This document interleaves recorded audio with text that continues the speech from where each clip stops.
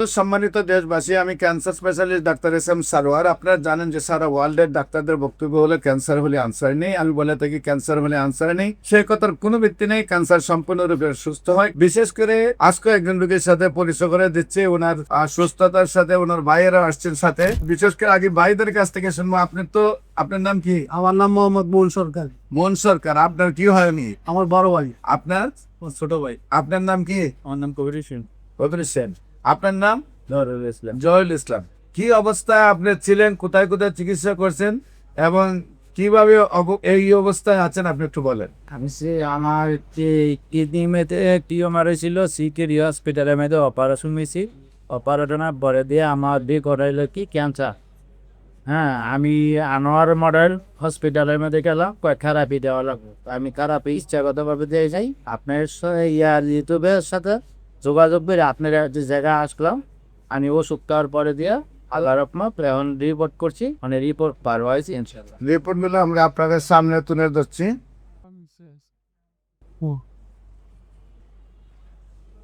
Report সম্পূর্ণ ভালো আসছে। জি, আপনার শারীরিক অবস্থা ভালো কিনা? ইনশাল্লাহ এখন ভালো। মোটামুটি শরীর শক্তি আছে? আল্লাহর রহমতে সম্পূর্ণ সুস্থ।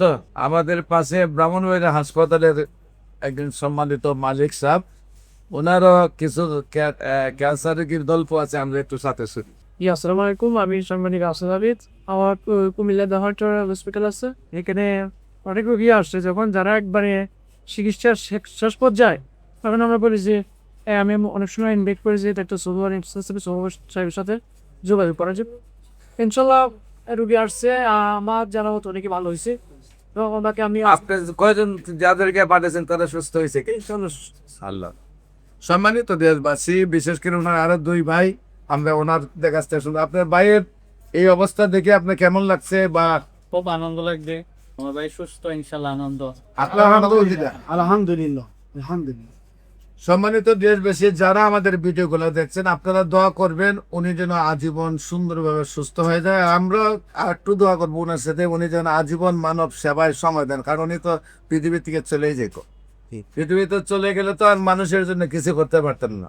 এখন যেহেতু আপনারা ভাই, আল্লাহর রহমতে একটা আমার মনে হয় যে সুন্দর একটা শক্তিতে আসে। আজকে কিন্তু ভাইয়ের পিছিয়ে ভাই যায় না। ভাইয়ের সুস্থতা দেখে আপনাদের সাথে আসছেন, এত আপনাদের পরিবারটা অনেক সুখী পরিবার। আপনার মতো একজন মানে এই সংসার রুজি না করলেও চলবে।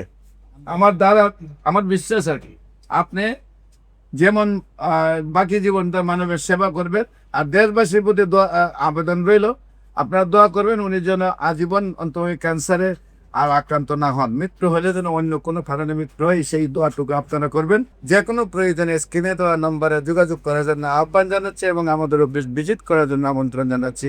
আসসালামু আলাইকুম রহমতুল্লাহ।